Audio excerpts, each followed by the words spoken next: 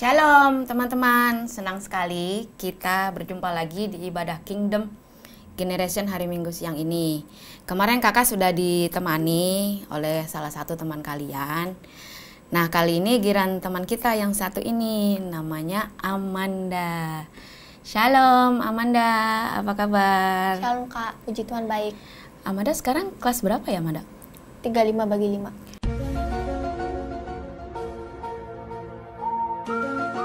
35/5, 7. Berarti kelas 7 ya? Iya Kak. Kenapa nggak sekalian aja Manda? 6 tambah 1 atau 8 kurang 1? Teman-teman, kali ini kita mau bahas tentang pertemanan. Bagaimana memilih teman yang baik. Nah, Amanda, sekarang sekolahnya Amanda masih PJJ atau sudah PTM? Sudah PTM 100% Kak, jadi semuanya masuk. Kalau Amanda lebih seneng PJJ atau PTM Amanda?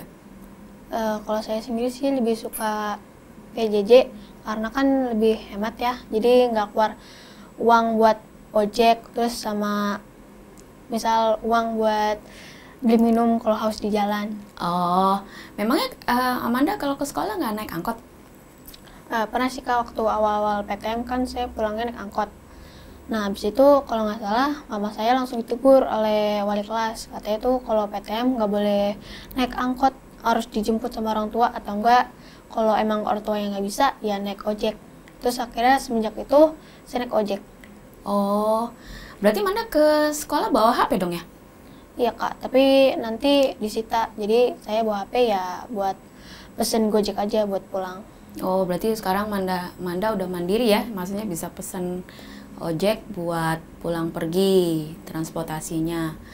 Nah, Amanda kan sekarang udah kelas 7, kelas 1 SMP berarti ya? Iya Kak. Itu pertemanan Manda waktu di SD sama di SMP enakan mana tuh Manda? Waktu SD sih Kak, karena kalau SMP tuh interaksinya sama teman-teman SMP agak kurang ya, soalnya kan apa-apa dibatasin, bahkan tempat duduk aja jauh-jauhan gitu. Oh, karena 50% jadi masuknya gantian, berarti di kelas pun duduknya ini ya, dijarakin, terus udah itu pakai masker ya, berarti ya? Iya Kak. Kakak mau tanya, bagaimana sih cara Amanda kalau misalnya mulai kenalan sama orang, memulai pertemanan dengan seseorang tuh, Amanda caranya bagaimana tuh? Saya kan orangnya pemalu Kak, jadi ya biasanya orang duluan yang ngajak ngomong saya atau ngajak kenalan duluan gitu. Berarti Amanda nggak pernah ngajak ngomong duluan nih? Iya Kak. Selalu Amanda yang disapa duluan berarti ya? Iya. Biasanya kalau misalnya Amanda nih udah kenal nih sama teman, biasanya tuh yang diobrolin apa tuh Amanda? Biasanya sih kenalan, terus ngajak ke kantin atau toilet bareng, terus habis karena kemana-mana berdua, jadi tahu nih dia kesukaannya apa. Nah, semenjak tahu dia kesukaannya sama kayak saya, ngobrolnya makin seru Kak. Emang biasanya yang diobrolin apa sih Amanda? Ya paling cowok-cowok Korea Kak. Itu kan kalau di sekolah ya, Amanda ya.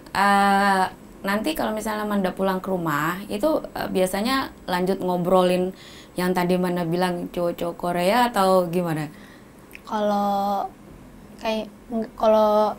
pulang kayaknya enggak deh Kak. Paling lanjut ngobrol ya, paling ngebahas tugas. Ada tugas gak di mapel ini gitu. Kalau misalnya Amanda ada kerja kelompok, itu caranya gimana tuh? Kalau kerja kelompok biasanya diskusi sih Kak di grup WA, jadi nggak ketemu langsung. Jadi nggak ketemu langsung di grup WA aja ya, berarti ya. Kak.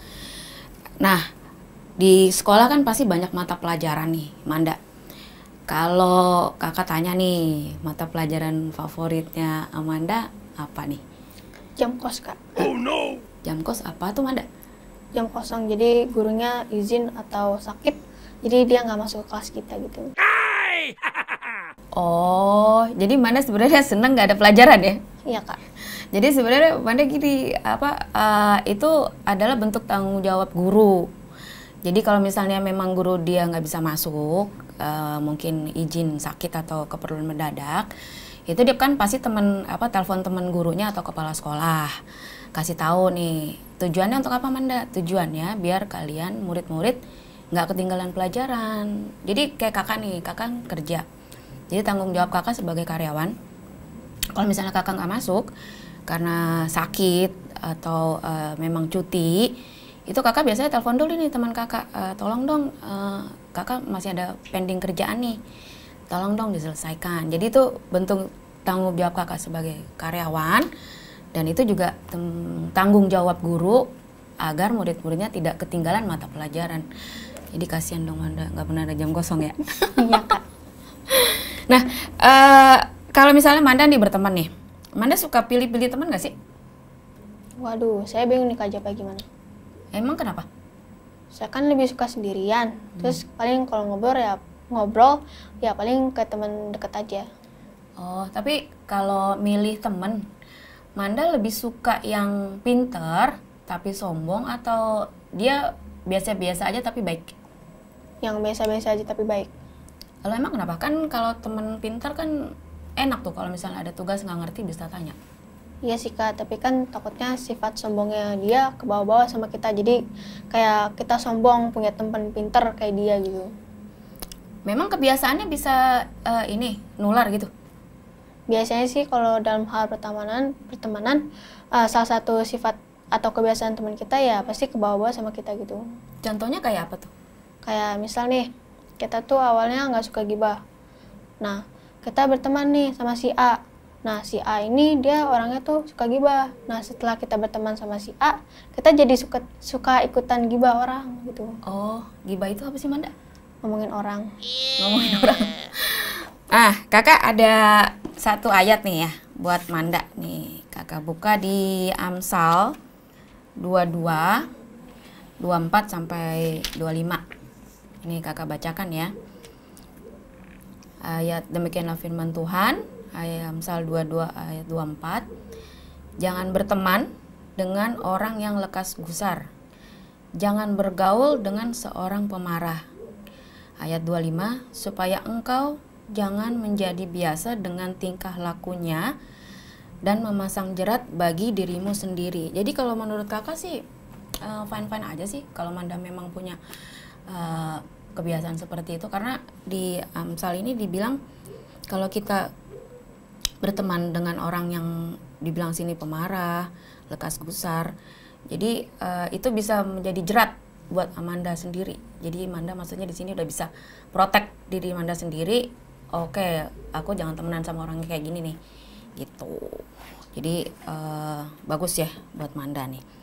Kalau Manda sendiri di sekolah punya geng pertemanan nggak? Kalau SMP sih nggak kak, saya punya waktu SD aja. Nah, kan Manda punya HP nih, pasti punya sosmed dong. Manda punya temen di sosmed nggak? Punya kak, tapi sedikit ya, mungkin bisa kehitung pakai jari lah. Loh, anak-anak sekarang tuh kan biasanya banyak-banyakin followers tuh. Kalau menurut Manda gimana kalau banyak followersnya? Ya, menurut saya sih nggak penting kak, kan juga nggak bakal dibawa mati ya. Oh no! Oh, jadi menurut Manda nggak penting ya? Banyak followers emang nggak penting ya? Karena apa tadi? Nggak bakal dibawa mati. Nggak bakal dibawa mati. Terus jadi intinya jangan sembarangan terima pertemanan, apalagi orang yang nggak kenal, karena kan kita nggak tahu ya latar belakangnya. Banyak juga yang memang teman-teman kalau misalnya terima pertemanan itu banyak orang yang langsung misalnya janjian ketemuan di mana, ternyata pas ketemu akhirnya kena tipu ya. Jadi teman-teman memang jangan sembarangan terima pertemanan, terutama di sosmed ya teman-teman ya. Nah, kakak mau tanya lagi nih, Manda pilih temen yang kriterianya gimana nih? Kalau saya sih yang satu frekuensi, baik, nggak sombong dan nggak suka ngebully orang, terus dia suka dengerin cerita random saya, terus sama suka nghibur saya kalau misalnya lagi berduka gitu, itu sedih. Emang Manda pernah dibully? Pernah sih kak, tapi saya sangat malu dengan kejadian itu, soalnya mama saya pernah dipanggil ke sekolah. Bukan dipanggil sih, maksudnya pokoknya dipanggil lah kak. Oh, gara-gara kejadian itu ya? Ya, nggak apa-apa sih Manda. Memang teman-teman kalau pengalaman dibully itu bisa bikin trauma ya teman-teman ya. Jadi kakak harap teman-teman jangan sampai ngebully teman sendiri. Nah, Kakak kayaknya dari tadi nanya mulu nih sama Manda nih, kayak interogasi nih. Manda ada pertanyaan nggak? Ada kak. Apa tuh? Menurut kakak kita boleh nggak sih berteman pakai syarat? Misal nih kita temenin dia karena dia menguntungkan bagi kita, dan si teman itu dia juga temenin kita karena menurut dia si kita ini juga menguntungkan bagi dia gitu. Oh, jadi maksudnya Manda misalnya punya teman maunya sama-sama menguntungkan karena kita berteman nih harus ada untungnya gitu ya berarti ya? Iya kak. Kalau menurut kakak sih boleh-boleh aja asal tahu batasnya ya teman-teman. Kalau dalam misalnya, apalagi kalau misalnya dalam hal kerjain tugas kelompok ya. Jadi saling bantu nih, misalnya tugas kelompoknya bikin clipping, jadi ada yang bagi tugas cari bahan, mungkin ada yang tugasnya fotokopi, ada yang tugasnya bahan clipping. Jadi biar tugasnya cepat selesai, jadi ada kita saling membantu sesama teman. Nah ada juga misalnya gini Manda, misalnya kan Manda pinter nih mapel bahasa Indonesia. Nah Manda punya teman nih pinter mapel matematika. Jadi bisa aja nih saling membantu, misalnya minta tolong dong ke temennya yang pintar matematika, tolong dong misalnya Manda nggak ngerti nih ada PR, nah minta bantuan sama temennya. Demikian pula nanti pas saat temen Manda yang tahu dia Manda pintar bahasa Indonesia, dia gantian nih minta bantuan, Manda tolongin dong, aku nggak ngerti nih tugas bahasa Indonesia aku yang ini, itu nggak apa-apa. Tapi kalau misalnya pakai syarat nih, misalnya nih Manda mau dong bantuin tugas ini, aku nggak ngerti nih PR bahasa Indonesia. Terus Manda jawabnya gini, boleh, es krimnya mana? Tuh, kalau nggak, boleh, jangan lupa ya kasih boba. Nah, yang kayak gitu tuh nggak boleh tuh. Jadi maksudnya bantu teman tuh yang tulus. Jadi jangan pakai syarat embel-embel tuh belakangnya Manda. Ada yang mau tanya lagi ya? Oh ada kak. Apa tuh? Kakak kan umurnya lebih tua dari saya kan. Ya, pasti. Berarti kan pengalaman ketemu banyak orang kan lebih dari saya kan. Pasti kakak punya satu teman setia kan. Iya sih, tapi kakak sih dulu waktu SD nggak ada temen yang deket. Paling waktu itu SMP, lanjut ke SMA. Karena kebetulan kita satu SMP-nya sama. Tapi setelah kakak lulus SMA, kuliah kan dia pilih jurusan yang berbeda sama kakak. Jadi kita kuliah di tempat yang berbeda. Jadi udah nggak kontak-kontak lagi, udah nggak hubungan lagi. Ya paling sekarang teman kakak ya di tempat kerja kakak sekarang nih. Kalau teman kuliah juga karena kita udah lulus kuliah, udah kerja, ya udah menikah berkeluarga tuh udah nggak kontak-kontakan lagi. Tapi dulu sih kakak punya teman setia, suami kakak dulu, tapi sekarang suaminya udah nggak ada. Tapi Manda mau tahu nggak, teman kakak punya loh satu teman yang setia nemenin kakak. Mau tahu nggak? Siapa tuh kak? Nah, sebelum itu kita buka dulu nih Alkitabnya di Yohanes 14 ayat 26.